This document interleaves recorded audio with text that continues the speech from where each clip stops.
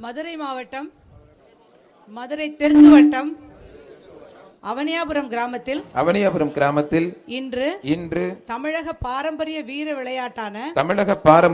விளையாட்டான ஜல்லிக்கட்டை கொண்டாடிடவும் நமது கலாச்சாரத்தையும் பண்பாட்டையும் பேணி காப்போம் என்றும் விளையாட்டில் ஈடுபடும் காளைகளுக்கு எந்தவித ஊரும் செய்ய மாட்டோம் என்றும் வீரர்களான நாங்கள் சிறந்த நெறிமுறைகளை பின்பற்றுவோம் என்றும் இவ்விளையாட்டில் பங்கேற்கும் காளைகளுக்கும் வீரர்களுக்கும் சிறு தீங்கும் நேராமல் அரசு விதிமுறைகளுக்கு உட்பட்டு விளையாடுவோம் என்றும் உறுதிமொழிகிறோம். கை தட்டி உற்சாகப்படுத்த தெரிக்க விடலாமா?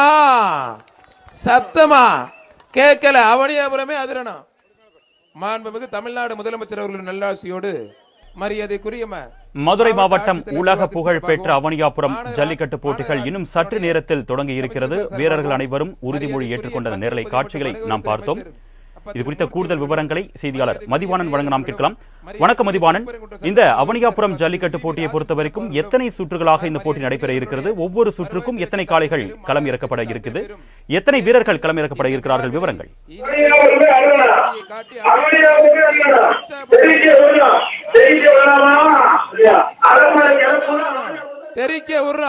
தெரிக்க விடலாமா?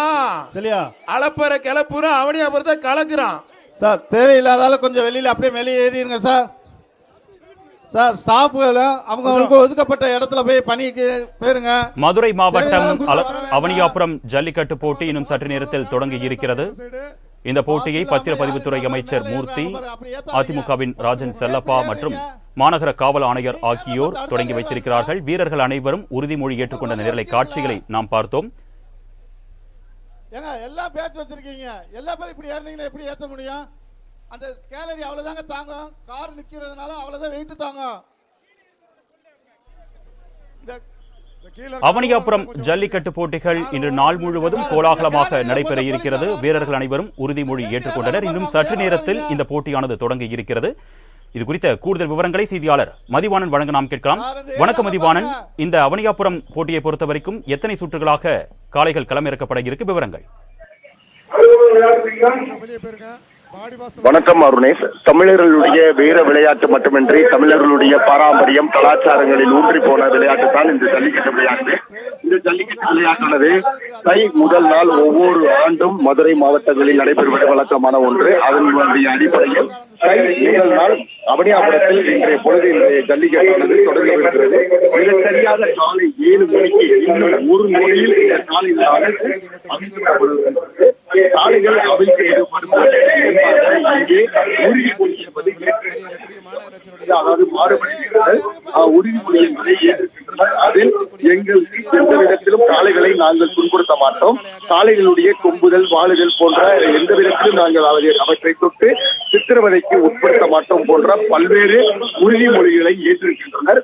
இந்த உறுதிமொழிகளை மதுரை மாவட்ட ஆட்சித்தலைவர் சங்கீதா தொடர்ந்து வாசிக்க அங்கே இருக்கக்கூடிய மாறுபடி வீரர்களும் அந்த உறுதிமொழியை ஏற்றுக்கொண்டனர்.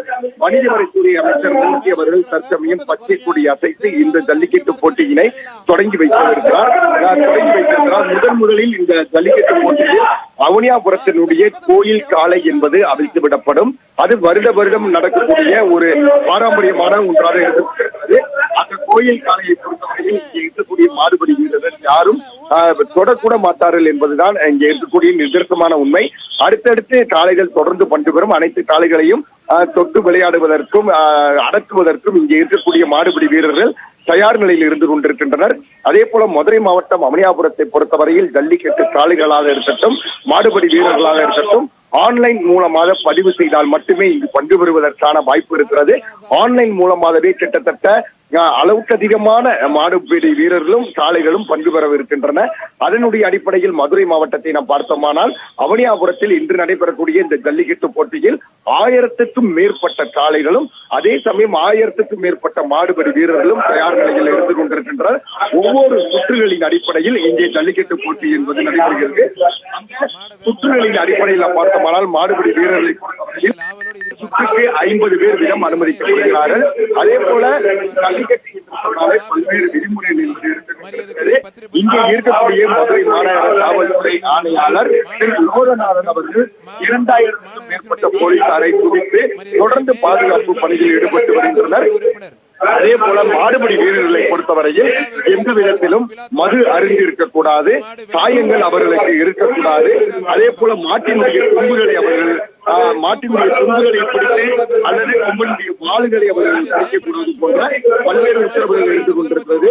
மாடுபிடி வீரர்களை பொறுத்தவரையில் கண்டிப்பாக மது போதையில் இருந்துவிடக்கூடாது. அவ்வாறு மது போதையில் இருக்கிற பட்சத்தில் சட்டத்தின் அடிப்படையாக கண்டிப்பான நடவடிக்கை எடுக்கப்படும். அதே போல சாலைகளுக்கும் என்று சில உத்தரவுகள் என்பது விதிமுறைகளாக இருந்து கொண்டிருக்கிறது. அவற்றை நாம் பார்த்தோமானால்